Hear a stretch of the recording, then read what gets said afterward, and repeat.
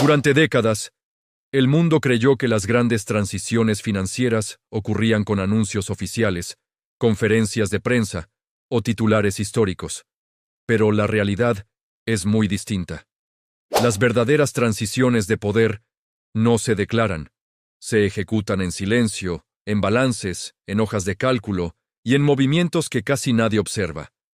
Lo que ocurrió en abril de 2024 es uno de esos movimientos. China liquidó 53.000 millones de dólares en bonos del Tesoro estadounidense en un solo mes.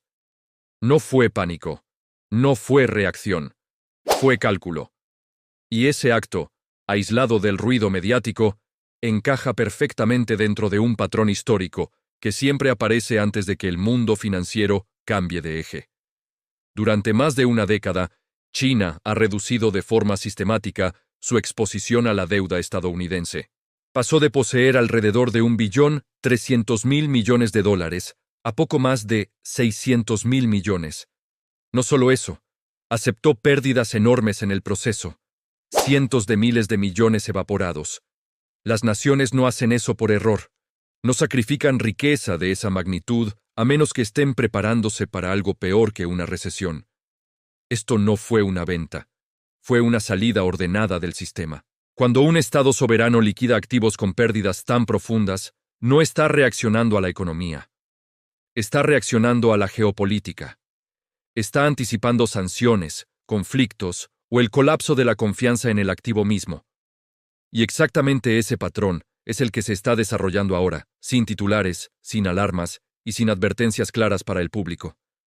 Este comportamiento no es nuevo. La historia económica lo ha mostrado una y otra vez. Existe una secuencia que aparece antes de cada transición de dominio monetario global. No predice crisis aisladas, predice cambios de poder. Y cuando el poder cambia, la riqueza se destruye a una escala que la mayoría de las personas no puede imaginar.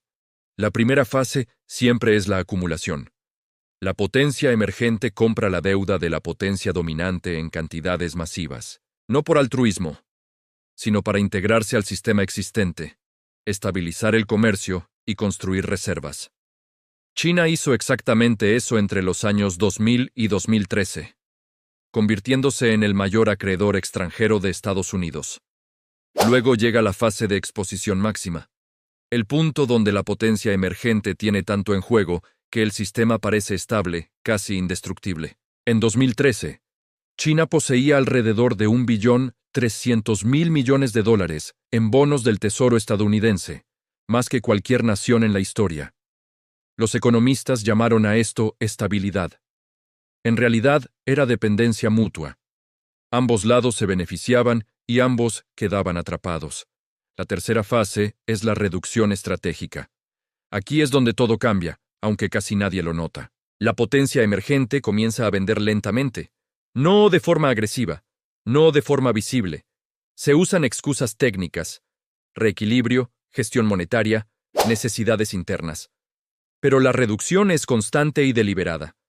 Entre 2013 y 2020, China redujo sus tenencias en aproximadamente 300.000 millones de dólares.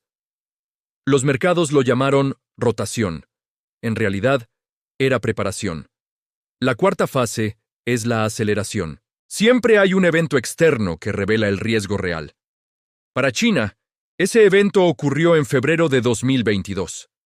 La invasión de Ucrania y las sanciones occidentales congelaron más de 300.000 millones de dólares en reservas rusas. En ese momento, quedó claro que los activos financieros no eran neutrales, no eran seguros, eran armas geopolíticas. Mantener activos estadounidenses ya no era solo una decisión financiera, era una vulnerabilidad estratégica. Desde ese punto, las ventas chinas se intensificaron. En menos de 2 años, liquidaron más de 200.000 millones de dólares adicionales. No se movieron a otros activos occidentales. Salieron del sistema. La quinta fase es la conversión. Aquí ocurre el verdadero cambio. El poder emergente deja de intercambiar papel por papel y comienza a convertir sus reclamaciones financieras en activos físicos. Oro, energía, metales estratégicos, alimentos, infraestructura. Cosas que no pueden congelarse, incautarse ni sancionarse con un clic. Este patrón apareció antes de que Gran Bretaña perdiera el control financiero mundial. Apareció antes del colapso del sistema monetario de la posguerra. Y está apareciendo ahora, con una diferencia crítica que lo hace mucho más peligroso. Antes de la Primera Guerra Mundial, Gran Bretaña era el centro financiero del mundo.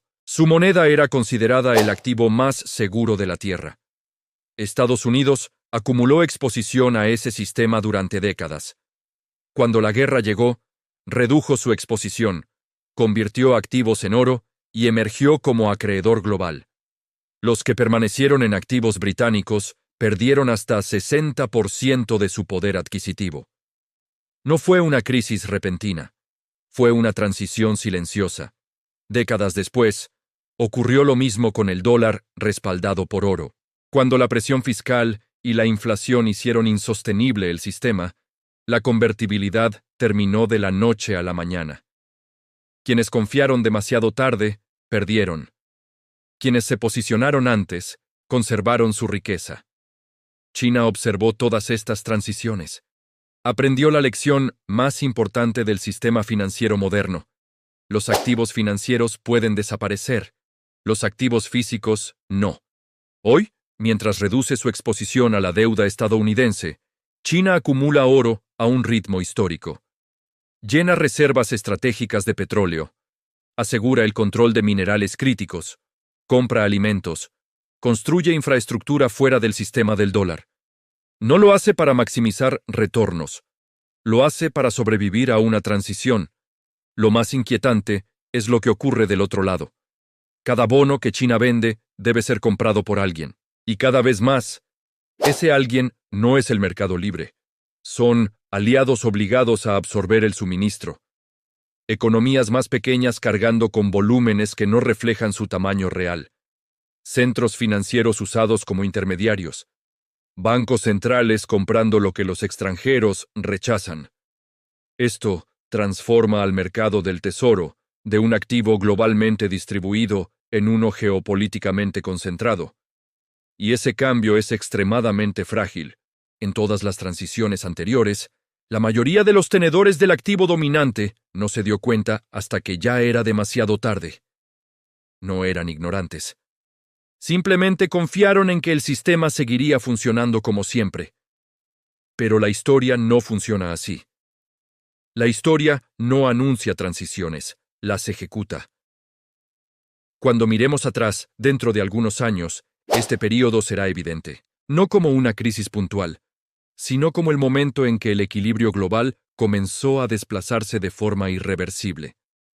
China no estaba gestionando reservas. Estaba preparando su balance para un mundo donde los activos estadounidenses ya no son refugios neutrales, sino riesgos estratégicos.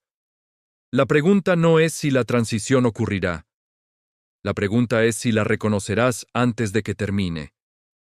La historia nunca pide permiso, simplemente se repite.